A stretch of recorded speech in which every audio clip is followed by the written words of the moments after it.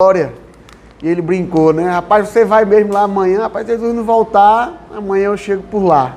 Privilégio de conhecê-los, acompanhava através das redes sociais, poder pregar a palavra de Jesus Cristo para vocês. E venho muito bem acompanhado da minha esposa e da minha filha.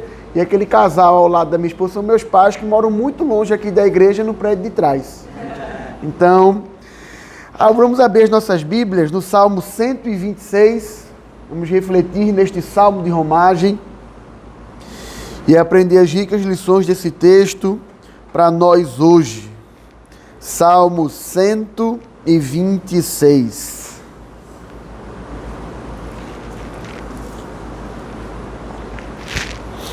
O texto sagrado registra: quando o Senhor restaurou a sorte de Sião, ficamos como quem sonha. Então a nossa boca se encheu de riso e a nossa língua de júbilo. Então entre as nações se dizia: grandes coisas o Senhor tem feito por eles. Com efeito, grandes coisas fez o Senhor por nós. Por isso estamos alegres. Restaura, Senhor, a nossa sorte como as torrentes do Neguebe. Os que com lágrimas semeiam, com júbilo ceifarão. Quem sai andando e chorando enquanto semeia, voltará com júbilo, trazendo os seus feixes. Tem um tempo de oração mais uma vez? Pai, obrigado pela Tua palavra, obrigado pelo dia do Senhor, obrigado porque estamos aqui reunidos para escutar a Tua voz. Já cantamos louvores ao Teu nome, já oramos ao Senhor e cremos que o culto é um diálogo, ó Deus amado. O Senhor fala conosco desde a santa convocação, mas em especial agora, ó Deus querido, que o Senhor venha alimentar o nosso espírito, testificar ao nosso espírito, é isso que Paulo fala lá em Romanos, que nós saímos daqui mais transformados, ó Deus, mais parecidos com Jesus Cristo. Essa é a nossa oração, em nome de Jesus. Amém. Exílio, dor, lamento, luto, destruição, são termos que podem ser muito bem empregados ao povo de Deus quando foi dominado e levado cativo.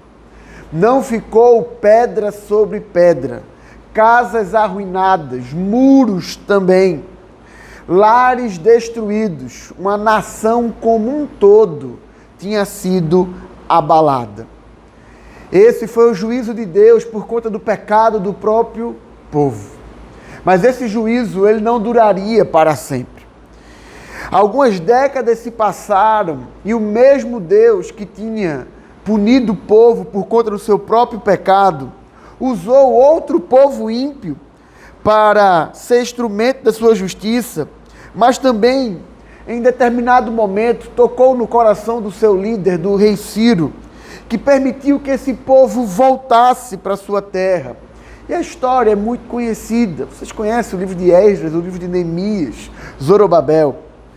E esse povo, ele poderia reconstruir as suas casas. Esse povo poderia reconstruir o templo.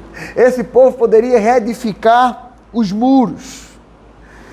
Esse provavelmente é o contexto histórico do Salmo 126. João Calvino, uma referência teológica para nós, diz que não tenham dúvidas que o contexto histórico, ele não usou essa palavra, mas o background do Salmo 126 é de fato o regresso do cativeiro babilônico. E ao olhar para o texto que lemos, tendo por pressuposto esse regresso, nós vemos um povo restaurado, nós vemos um povo feliz, nós vemos um povo alegre. Mas qual é a razão dessa alegria? Qual é o motivo dessa alegria? Por que eles estão tão felizes se eles vêm de tantos anos sofrendo, sendo feitos escravos, em terra estranha, talvez ainda com saudade de momentos que viveram, daqueles que foram assassinados? Afinal, menos de 100 anos tinham se passado. Como a gente olha para essa história, nós vemos um povo que estava como uma bela moça, uma bela senhora diante de uma rosa. Toda mulher, quando recebe um buquê de flores, fica alegre, fica feliz, se sente honrada. Mas naquele buquê, naquelas rosas, também existem espinhos. E mesmo que esses espinhos tenham sido cortados pelo vendedor, A gente sabe que naquela história, embora o momento ali seja de um belo buquê entregue por conta de aniversário de casamento, ou qualquer motivo, na história daquela rosa se tinha um espinho. Esse é o povo de Deus. Aquele momento era um momento de festa, era um momento de júbilo, era um momento de alegria.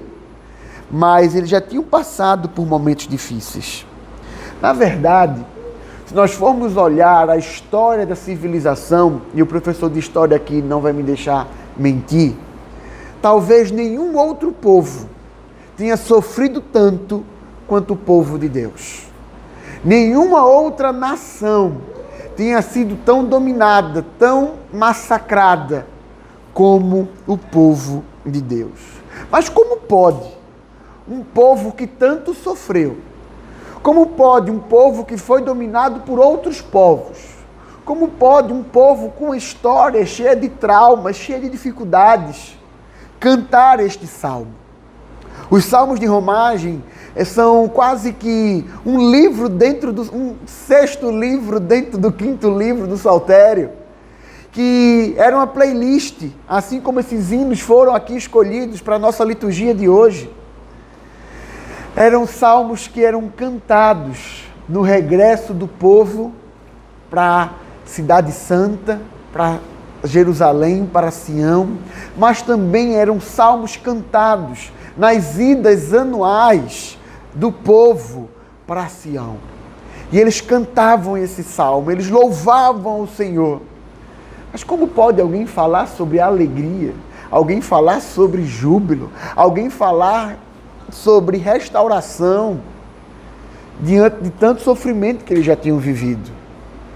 Para muitos, o canto aqui deveria ser de lamento, deveria ser de tristeza.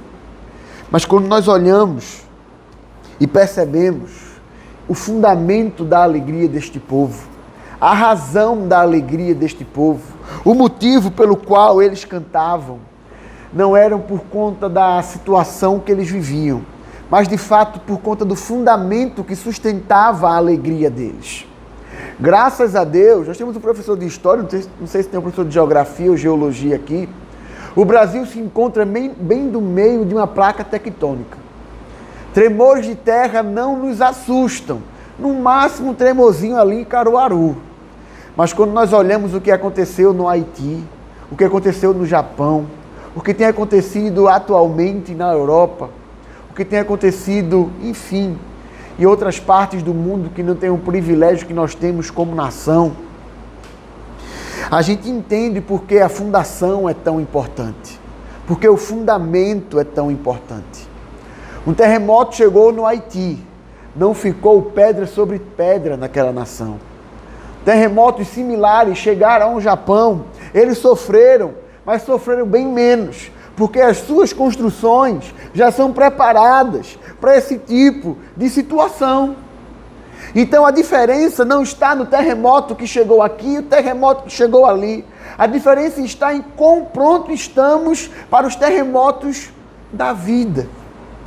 E o fundamento da minha e da sua construção, meu amado irmão, é uma rocha eterna. É uma pedra angular. Não é a areia, mas é solo firme. O fundamento da nossa alegria se encontra nas promessas do Senhor. Se encontra no Filho de Deus, Cristo Jesus, o Deus homem. E olharmos para esse salmo, nós conseguiremos refletir nos próximos minutos justamente sobre o fundamento da nossa alegria.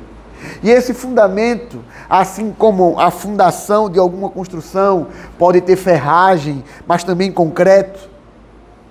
O fundamento da nossa alegria, aqui posto, é composto de basicamente 2 materiais, se assim podemos definir. E o primeiro material é algo que Deus já fez, é a nossa salvação. E eu queria ler com você mais uma vez do verso 1 ao verso 3. Quando o Senhor restaurou a sorte de Sião, ficamos como quem sonha. Então a nossa boca se encheu de riso e a nossa língua de júbilo. Então entre as nações se dizia: grandes coisas tem feito o Senhor por eles. Com efeito, grandes coisas fez o Senhor por nós. O ano era 537 antes de Cristo. Ciro tinha publicado um decreto. Alguns dos exilados na Babilônia voltaram a Jerusalém. E quando a notícia chegou à comunidade judaica no exílio, o povo ficou até espantado, empolgado, alegre, feliz. De fato, Ciro havia decretado que eles poderiam voltar para sua terra natal. Durante vários anos, muitos judeus talvez teriam perguntado: será que nós vamos voltar para Jerusalém? Será que teremos o privilégio de mais uma vez estar em Sião, ali onde Deus tabernaculava com o povo, onde a presença de Deus era manifesta, ali onde eles se reuniam pelo menos em uma das 3 grandes festas do ano? De fato, eles poderiam retornar. Pela primeira vez em 70 anos, eles tinham um motivo para se alegrar. E eles riam, cantavam, como não faziam há décadas. A notícia da liberdade era maravilhosa demais para eles. A profecia de Jeremias havia se cumprido.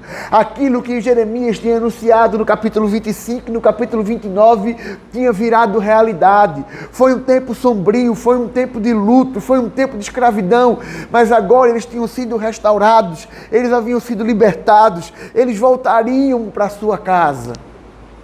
Coisa boa é viajar. Conhecer outros países, outras culturas, outra culinária. Mas, meus irmãos, nada é melhor do que dormir no seu quarto.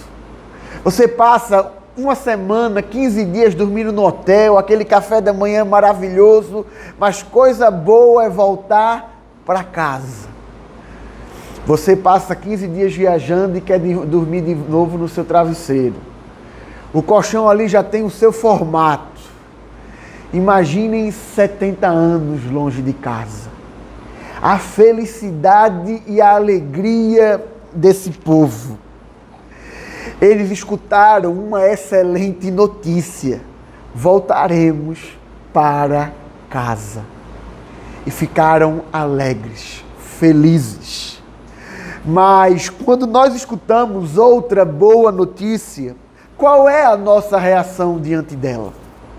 Quando sabemos que o domingo se aproxima, o dia do Senhor, santa convocação, qual é a nossa reação ao longo da semana ao saber que escutaremos mais uma vez a boa voz do Senhor, o Evangelho ser anunciado e a melhor das notícias? Eu queria tentar talvez fazer uma comparação, uma ilustração com você. Você que já passou em um concurso, qual foi a sua reação ao saber que tinha passado em um concurso?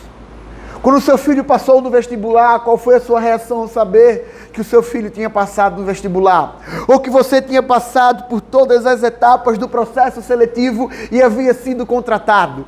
Ou a cura de uma doença, ou a quitação de um apartamento, a contemplação de um consórcio, enfim. Quando você recebe uma notícia que te agrada, qual é a tua reação? Você não vai ficar triste. Se você chorar, é de alegria.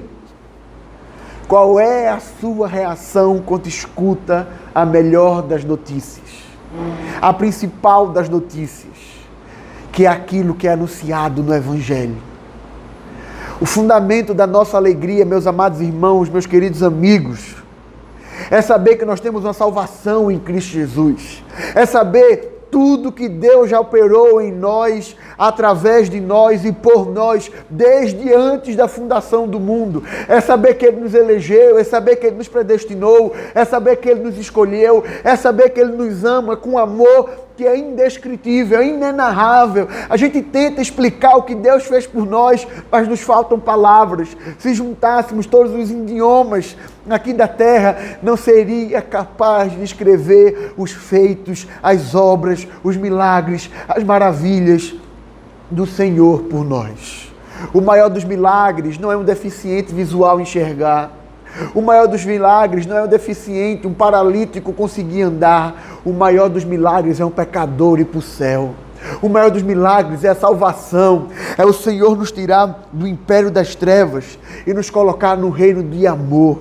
O maior dos milagres é gente depravada e corrompida que nem eu e você poder escutar a voz daquele que é santo, santo, santo. É nós que éramos estranhos, agora sermos parte da família de Deus. Talvez 2023 tenha trazido horríveis notícias para você. O ano começou da pior forma possível. Nenhuma má notícia é capaz de tirar a alegria de um crente por saber que é salvo em Cristo Jesus. A boa notícia do Evangelho superabunda qualquer notícia que por vezes faz a nossa fé vacilar, as lágrimas correrem em nossa face. A melhor notícia é da libertação do pecado. O povo ficou feliz porque foi restaurado, porque foi liberto. E hoje eu e você ficamos felizes porque fomos libertos do jugo do pecado e restaurados da condição de inimigos de Deus. O fundamento da nossa alegria é ter Cristo Jesus por Salvador. Coisa boa é ver o novo convertido. Ele fica feliz, ele fica alegre, ele lê a Bíblia como ninguém, tira dúvidas. O que falta para nós muitas vezes é esse primeiro amor. O que falta para nós é ter a empolgação de ler o Evangelho como líamos outrora. Por vezes a gente acha que dependemos de um acampamento, de um retiro espiritual, de uma conferência, de um pregador internacional. Tudo que você precisa é da Escritura e lê-la diariamente. No seu momento particular, no seu culto doméstico, no culto público, a leitura da Escritura, as promessas de Deus para a nossa história já são motivo mais do que suficiente para a nossa alegria. O fundamento verdadeiro da alegria consiste em ser liberto, restaurado e reconciliado por Deus. Meus irmãos, o fundamento da nossa alegria não é o presidente que foi eleito ou não foi eleito. O fundamento da nossa alegria não é o saldo bancário. O fundamento da nossa alegria não é o carro que temos. O fundamento da nossa alegria não é a viagem que faremos. O fundamento da nossa alegria é a obra de Cristo no madeiro.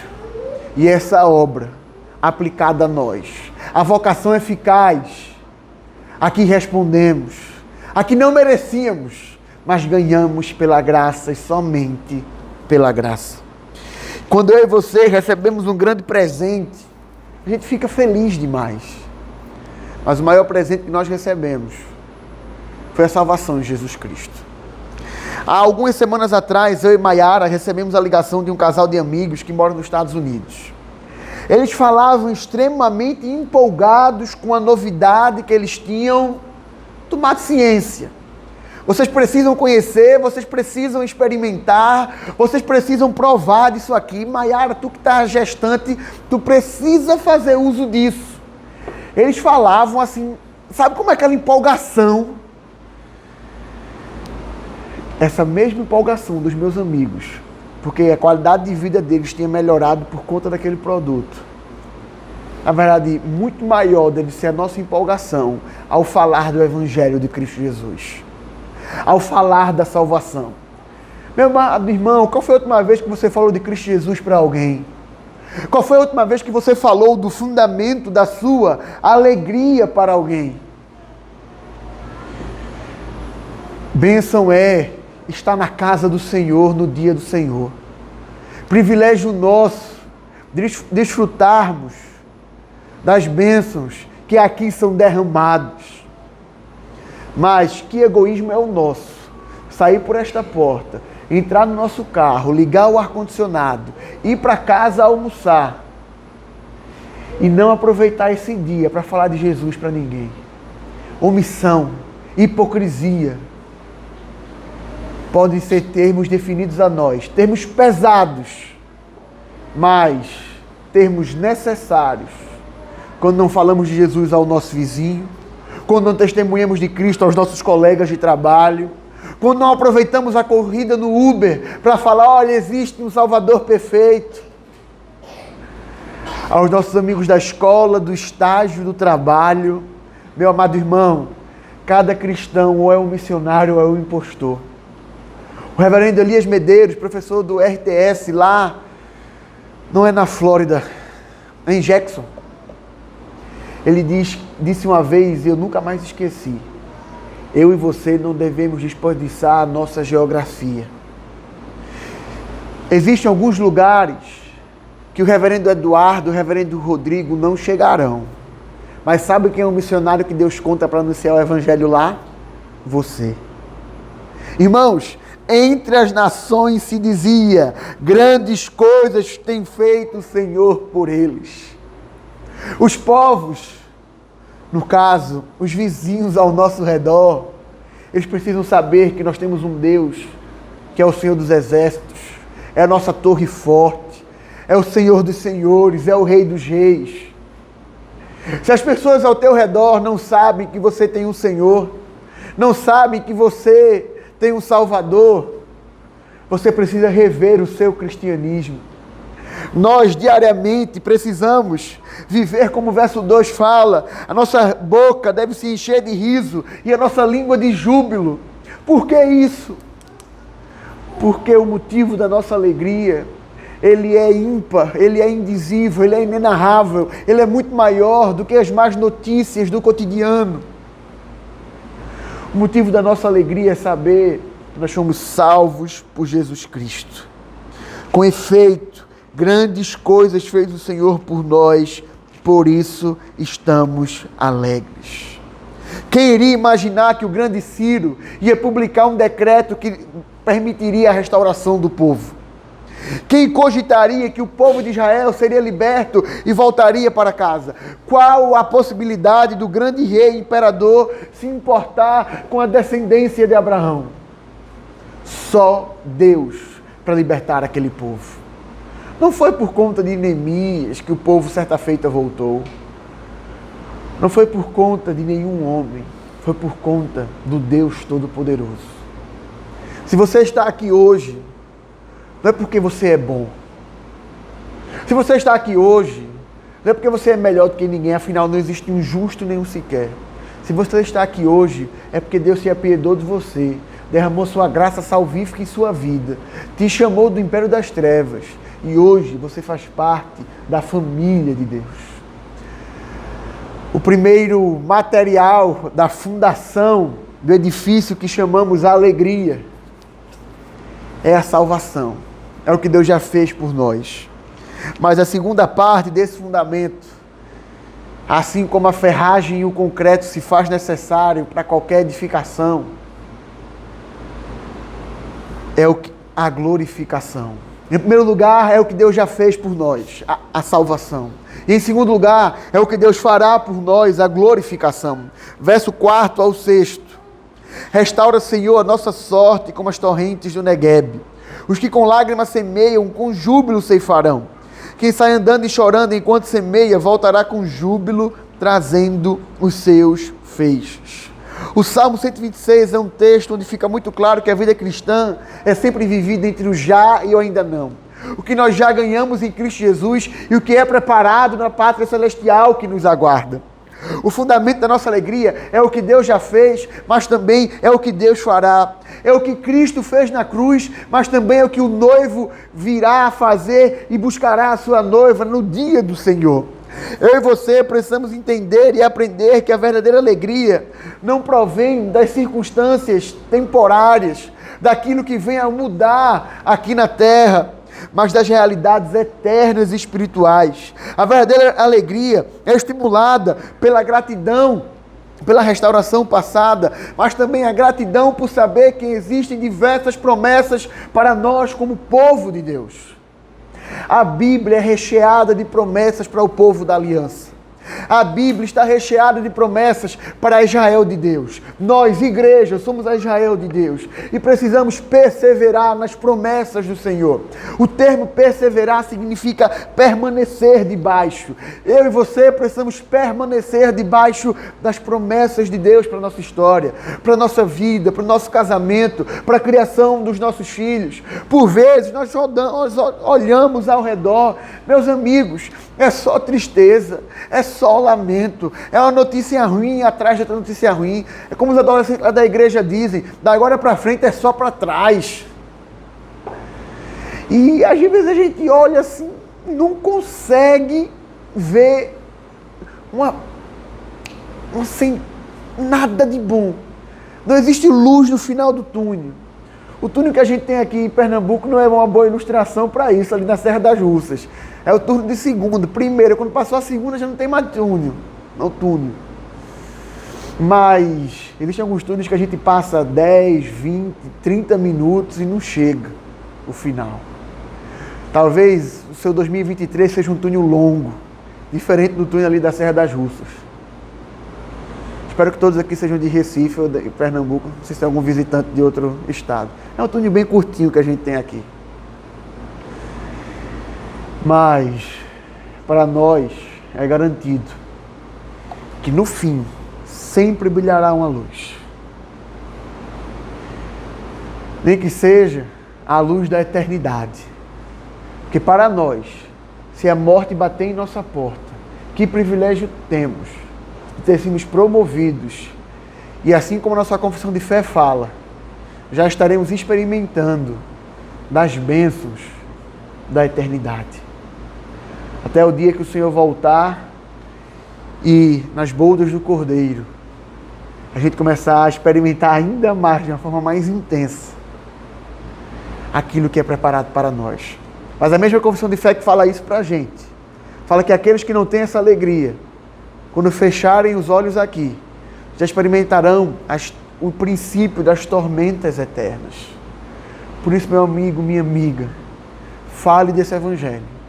Anuncie a boa mensagem, para que os eleitos do Senhor escutem a voz do bom pastor e experimentem dessa graça irresistível. Restaura, Senhor, nossa sorte como as torrentes do Negueb. O Negueb era um deserto ao sul de Israel. Terra seca, árida, em geral, improdutiva. Mas na época das chuvas, os leitos secos do Negueb se transformavam em torrentes fortes que faziam a região florescer. E não tem como ler esse texto, esta explicação, e não lembrar do nosso sertão. Se você for no sertão nordestino, nos meses de outubro, novembro e dezembro, dá dó. Você vê os peixes mortos, animais mortos perto dos açudes e barragens. Mas geralmente no final de janeiro tem uma chuva forte. Via de regra, hoje o clima é imprevisível. E eu lembro que eu chegava lá no começo das férias, em janeiro, após a virada do ano, a minha família do interior, e via aquele cenário de seca, de morte, de dor, caminhão-pipa para todo lado, para tentar salvar parte da criação do gado. Mas quando chegava ali meados do dia 20, chuvas fortes caíam. E aquele cenário era totalmente transformado pela água. E eu vinha embora no final de janeiro, porque as aulas retornavam. E depois a gente via talvez uma foto, eu ligava ainda no orelhão para saber. E água, as paredes do açude, para quem conhece o interior, não era suficiente. O açude sangrava, como se fala no interior. E o gado logo engordava, a criação logo experimentava daquilo. O povo plantava, quando chegava no São João, ali na época de junho, já tinha milho, já tinha feijão, já tinha girimum. E tudo isso porque a água tinha caído sobre a terra. O nosso coração era seco como o sertão nos meses de outubro, novembro e dezembro. Mas quando a água da vida chegou até nós, foi possível que a gente florescesse. Nós estávamos mortos, mas quando a água da vida chegou até nós, nós ganhamos vida e vida eterna e vida em abundância. E quem bebe dessa água jamais tem sede. Quem experimenta da salvação em Cristo Jesus não precisa de obras, não precisa do legalismo, do moralismo, porque tem tudo em Cristo Jesus. E a glorificação que para nós é preparada, afinal, Colossenses capítulo 3 diz que nós seremos manifestos com Ele em glória. Nosso corpo falido será restaurado. Nós ressuscitaremos com Ele. Meus amados irmãos, existe algo capaz de nos alegrar mais nessa manhã do que saber que se tudo der errado, se a morte chegar para nós estaremos com Ele na glória. E chegará um dia que não haverá mais luto, não haverá mais pranto, não haverá mais dor. O que haverá será alegria plena no nosso Salvador. Meus irmãos, Cristo venceu a morte. Ele pisou a cabeça da serpente. Ao terceiro dia, Ele ressuscitou. E é por isso que ao lermos o verso 6, nós podemos ficar como quem sonha. Quem sai andando e chorando enquanto semeia, voltará com júbilo, trazendo os seus feixes. E aqui, isso não é uma mensagem coach para alegrar o seu coração. Vai dar certo. Não é. Isso é uma mensagem para nos humilhar. Porque a garantia da nossa salvação não está na força do nosso braço. A garantia da salvação, como o livro de Isaías fala no capítulo 52, 53, está no braço do Senhor, que foi entregue como ovelha muda perante os seus tosqueadores. Então nada vem de nós, tudo vem dele. Tudo vem do nosso Salvador. Toda boa dádiva, todo dom perfeito, toda sorte de bênçãos espirituais é garantido para nós, mas é por conta de Cristo Jesus. A sua alegria não é o seu emprego, a sua alegria não é a sua conta bancária, não é a sua viagem, a sua alegria não é o que você tem hoje, a sua alegria não é nada passageiro e terreno, a sua alegria é espiritual em Cristo Jesus. O fundamento da sua alegria é a sua salvação e a glorificação que é preparada para você. Afinal, olhando firmemente para o autor e consumador da fé, Jesus, o qual, em troca da alegria que lhe estava proposta, suportou a cruz, não fazendo caso da ignomínia, e este é sentado à destra do trono do Pai. Perceba, em troca da alegria que lhe estava proposta, suportou a cruz. Jesus sofreu para que o meu e o seu sofrimento tivesse data de validade. Jesus sofreu para que o nosso choro um dia pudesse ser enxugado. Jesus sofreu para saber que para que nós soubéssemos, para que nos vales da vida nós temos um Deus bem presente. O Salmo 139 fala que no mais profundo abismo, no mais alto monte, o Senhor lá conosco está. A presença de Deus está conosco, tal como a presença de Deus tabernaculou com um povo lá em Sião. Quando o véu foi rasgado de cima a baixo, Ele vem estar conosco aqui hoje. Deus se faz presente aqui hoje conosco. E existe uma história que sempre me marcou. Foi a história de John Hus, o reformador. O pré-reformador, na verdade. Quando no século XV, ele leu a Escritura e pregava o verdadeiro Evangelho, foi acusado pela Igreja Católica Romana de pregar heresias, condenado à fogueira. Chegaram para ele e falaram: se retrata. E ele negou com firmeza e orou dizendo: Senhor, por ti sofro com paciência essa morte cruel. E ele morreu cantando os salmos e sendo fiel ao Senhor. Ele poderia muito bem: Pai, eu vou só te negar agora porque a fogueira está ali. Mas em momento nenhum ele negou ao Senhor. Quantas vezes temos negado ao Senhor no nosso dia a dia? Temos trocado a alegria eterna pelos prazeres momentâneos desta vida. Temos negociado os valores da Escritura pelos prazeres momentâneos que o mundo proporciona. Que legal passar o sábado ali na Duarte Coelho, o domingo experimentando de alegria, segunda, terça-feira nos blocos da vida, mas a quarta-feira bem anuncia que é de cinzas. Meus irmãos, para nós não tem quarta-feira de cinzas. A nossa alegria nunca acabará. A nossa alegria nunca findará. Quando chegar o fim, é apenas o começo. Afinal, como o puritano John Owen certa feita disse, a morte morreu na morte de Cristo. Se a morte morreu na morte de Cristo, nem a morte tirará a alegria da nossa boca e o júbilo das nossas línguas. E como fala um hino que todos nós conhecemos, quem tem mais de 5 anos na igreja conhece. Nossa boca se encheu de alegria, nossa língua de júbilo. Esse hino é baseado no Salmo 126, na verdade não é um hino, é uma música antiga. E o fruto já está nas nossas mãos. Aquilo que você tanto pedia, já está em suas mãos. Se alegre, tenha contentamento no Senhor. Sabe por quê? Porque a nossa leve e momentânea tribulação produz para nós eterno peso de glória, acima de toda comparação, não atentando nós nas coisas que se veem, mas nas que não se veem. Porque as que não se veem as que se veem são temporárias e as que não se veem são eternas.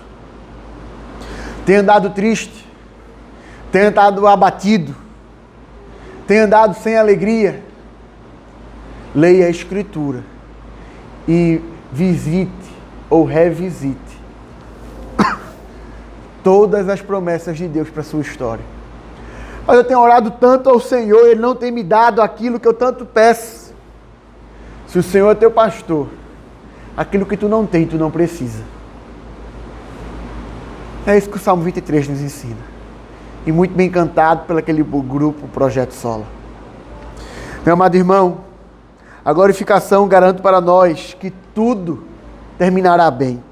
O Deus que fará para nós o que Ele prometeu, não é como um político que no palanque promete e quando eleito faz o que bem quer.